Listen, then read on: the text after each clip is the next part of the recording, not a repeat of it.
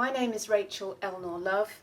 I'm standing as an independent candidate in the general election to give the people of Derbyshire a choice of representative who is outside of mainstream party politics and big corporate agendas. There are around 460 independent candidates speaking truth to power in the forthcoming general election. We are the wild cards who have the potential to completely upset the party political apple cart.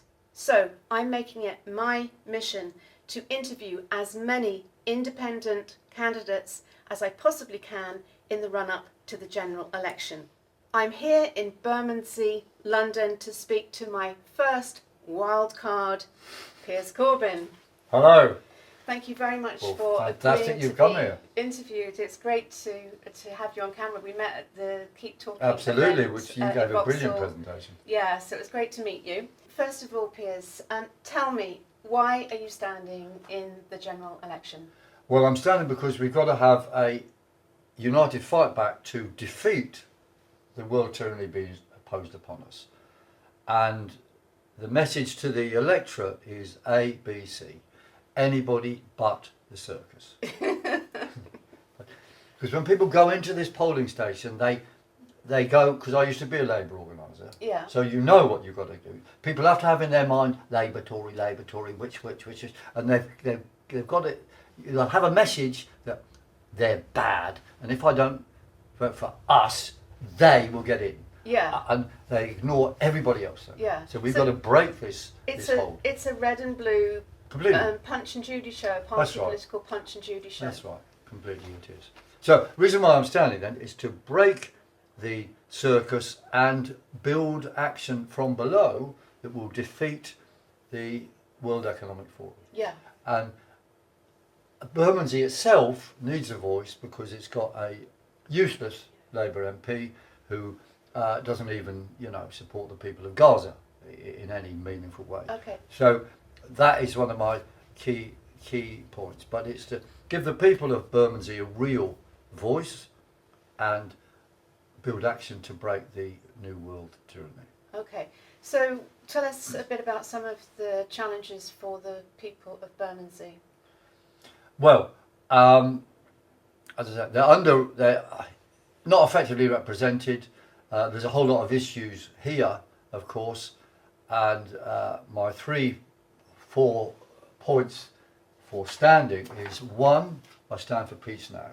Yeah. We want peace in the Middle East. We want to end all the arms exports to Israel, end the British support for NATO in Ukraine, and that is a secret war, and also the bombing of the Yemen. So peace is the first point on my agenda. Second one is decent housing for all.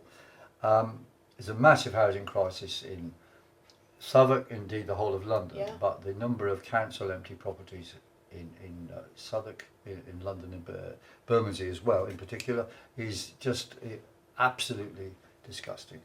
The third point is ending all the ultra low emission zone and all the zoning, all the low traffic neighbourhoods, all the 15-minute cities, and the related issue of net zero. We will insist in Parliament has to be a referendum on net zero. And meanwhile, of course, I'm opposing net zero on the ground everywhere. And the fourth point is ending all the impositions from the World Economic Forum, such as calling for the leaving of the World Health Organization, leave the WEF, and end digital currency, no more lockdowns, and so forth. Yeah. And people need to understand the WHO is the World Economic Forum government in waiting. Yeah. Wow. Yeah. So let's just talk about the London mayor election, because when I first met you, that was just about to happen, and I was actually speaking out about the East Midlands mayor election, and you wanted to stand and Correct. You were prevented, and it seemed to me to be an absolute aberration of democracy that they didn't course. actually allow you on the ballot paper. I would say so. Do you want to talk a bit about Yes, that? we didn't have a deposit because you hadn't raised the 10,000, although we had promises for it. But at the last minute, Lawrence Fox surprisingly. But you know, we agree with him on fighting pronouns and all that nonsense, Yeah. right? You know, he's very good on those issues, whatever you might think about other things he says. So he agreed for his deposit to be transferred to me because they wouldn't let him stand because he didn't have enough signatures. Yeah. Right? So that was done. And you had enough signatures? Oh yeah, absolutely. Yeah. There's no problem with our signatures, which is the hardest hurdle, actually. You know what I mean? It's Yes. 330 signatures, all of them got to be checked and so on over the whole of London. I mean, Yeah. it's a crazy condition, but you know, we achieved it. Right? He didn't. He made some mistakes. I don't know if it's his fault or whose fault. Probably not his fault, but So you you know. just said transfer the money that Yeah. he's paid to you with his permission. Yeah. And Oh yeah. within the deadline. We signed bits of paper and so on with his assistants and so on, and that was sent in. You know. Yeah, and you took it to the High Court and they turned you... Well, what happened then was they wouldn't let me, they wouldn't do this, allow the transfer, or they wouldn't allow me to stand because I told them, they said, too late after the deadline. I told it that was money for me was in the box, so to speak. Okay. So you didn't tell us till after the deadline. I said, well, look, it was in the box, so that's there, isn't it?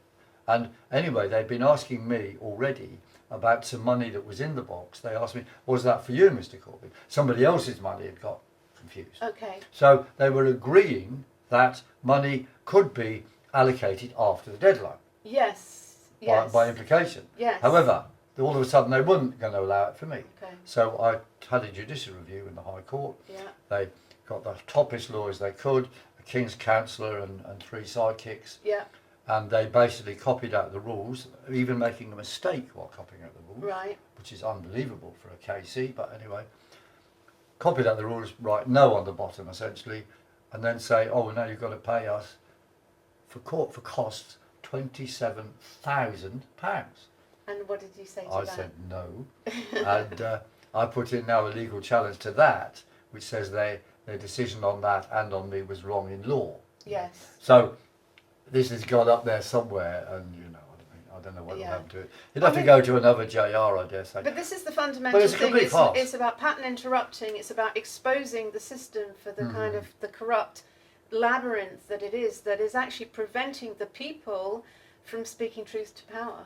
Of course. Yeah. Of course. And see, the purpose of an election is meant to be, the returning officer is meant to, I mean, the one in Southwark, she says to me quite clearly, she said, Piers, my job is to make sure that anyone who wants to stand can stand, and Yes. people have a choice. That's what she told me. This is It's supposed to be a free and fair election. But you see, the returning officer for the Greater London Authority and the Mayor is also the Mayor's chief executive, Yes. which is a complete conflict of interest. Yes. I mean, it's crazy. Her duty is to carry out his programme, right? Well, Yeah. his programme definitely does not involve me standing against him. So, you know, Yeah, it's corrupt, it's isn't a it? conflict of interest. Okay, so let's just zoom out to the bigger picture now. Yes. What are your feelings on Keir Starmer and in particular how he has treated your brother Jeremy? Well, his treatment of my brother was utterly monstrous. They used the anti-Semitic lie as a propaganda thing, but interestingly, when they finally expelled him from the parliamentary party, they didn't quote anything about that. They said he would be, having him around was bringing the party into disrepute. So it becomes unarguable, because if they said, you said this at X, he would say, oh, I'm sorry, you know what I mean? And then, you see, Yeah. it'd be back to square one. So that he didn't put anything about the main lie Yeah. in the dismissal notice, which is interesting. But anyway, the whole treatment of him was disgusting. But it happened after Jeremy lost the election. But let's think why he lost the election. He lost the election because, of course, he did a U-turn on Brexit. There'd been a referendum on Brexit, and he was going along, we abide by the referendum. But then John McDonnell and others convinced him, or persuaded him, that he should do a kind of U-turn and sit on the fence. And I said to him, Jeremy, you sit on the fence, you'll get cut in half by the fence. Yes. And, you know, Kate Hoey said that to him as well. However, he went down that road, and in my opinion, John McDonnell is an agent of the World Health Organisation, in fact. Yeah. So, anyway, and what is Keir Starmer? He's their top man. The WEF, WHO, they want Keir Starmer Yeah. to, conduct a war with Russia, impose everything they want. Yeah. The Tories have been kind of dismissed, laid aside for that, because they can't be relied on as much as Keir Starmer can be. And people like Reform are standing, and I've said this to them, and they agree, they nod, yes. I said, look, the reason why you're getting money from millionaires is because they want you to take votes from the Tories to give Keir Starmer a landslide. And of course, that's exactly what, well, that's Farage and Reclaim to an extent, but Someone Fox did doesn't actually seem to be say doing that. nothing. There's like they've been created almost like as a dustbin Yeah. to just siphon off the Completely, party votes. completely. I said that to Howard Fox, who was their mayoral candidate, and he nodded. He said, "Yeah, I understand that, Piers, but we have to stand for our principles. I mean, their principles are sort of, we want a true Tory party, not a kind of muddled Tory party like they've got now, or a communistic Tory party that is a bit like China. I mean, it's crazy what's going on." So I said, well, that's fine, but that's the reason why you get that money, and he didn't actually disagree. Yeah. So on that subject of World Economic Forum and big funding, the Con Party is allegedly spending 34 million on its election campaign. Apparently that is the upper limit of what is allowed under the rules and regulations. So what are your views on the way that democracy and funding is done in this country? Well, it's appalling. It is designed to prevent the voice from below coming. And I can tell you, off the record, as they say, but I don't know, it's on camera, that in tight elections, all of the parties overspend, way overspend, absolutely way overspend. They could easily spend locally 3 times what they're supposed to. Yeah. And they fiddle the reports. Yeah. So their 34 million, it could well be 100 million.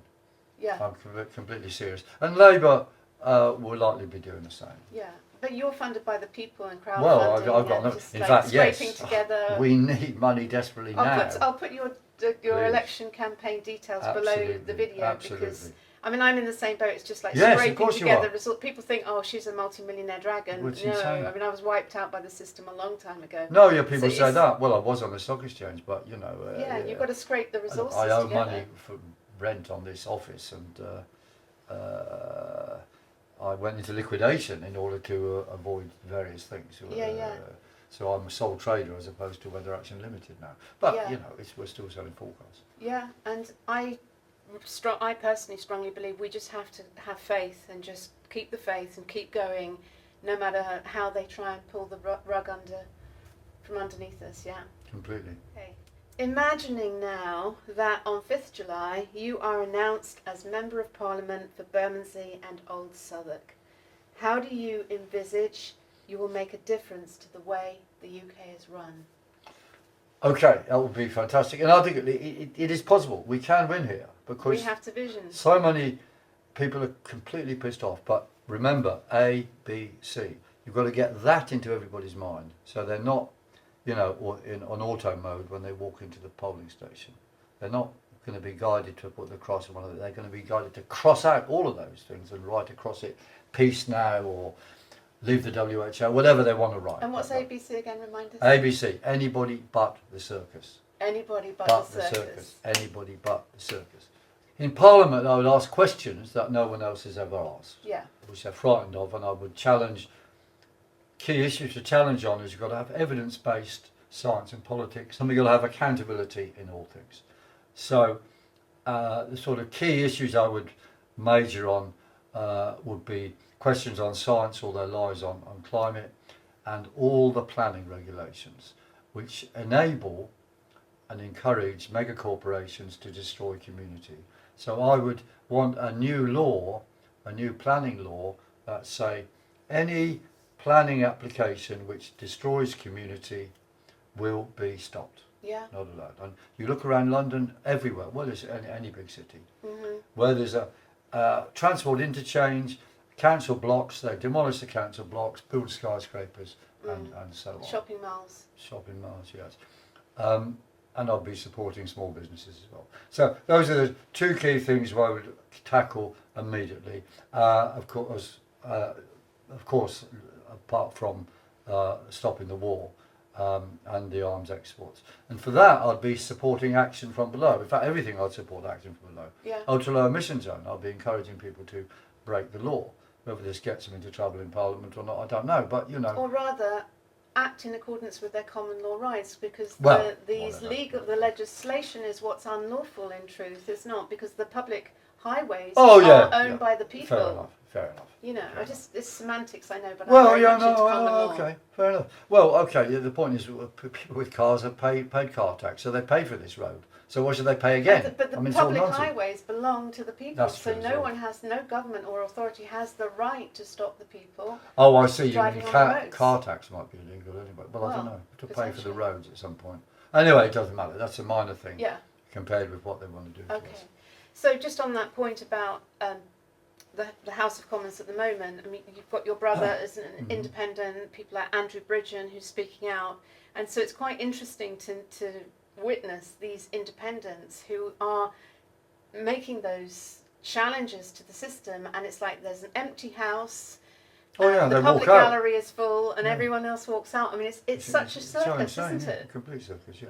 No, I'll try and form a little group along with, well, it'll be me, my brother, Galloway, Andrew Bridgen, and hopefully a few others like yourself. Well, this is the thing. And we would try and agree on things, but if we didn't agree, we would carry on anyway. It's possible, isn't it, that as the wild cards, of course. that it isn't a foregone conclusion. It's a highly likely probability that it will be the red. The baton will pass to the Reds, but it doesn't have to be that way. No. We can pattern interrupt that. One of the problems with Starmer is going to be that if he gets the landslide he wants, there's going to be within his ranks some wild cards that he hasn't thought of. Yes. Because that's how it's always happened in landslides. So there'll be people in there popping up. There must be a lot of people. And I know some individuals in the party, MPs who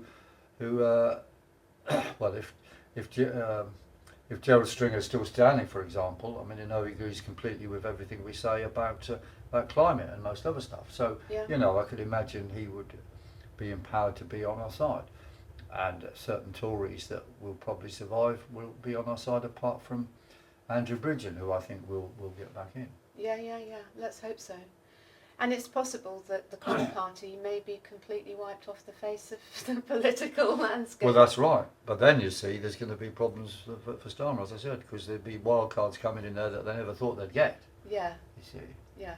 And they're people who aren't really committed to being in Parliament, but just put their names there. But you know what I mean? Then be threatened with the whip withdrawal.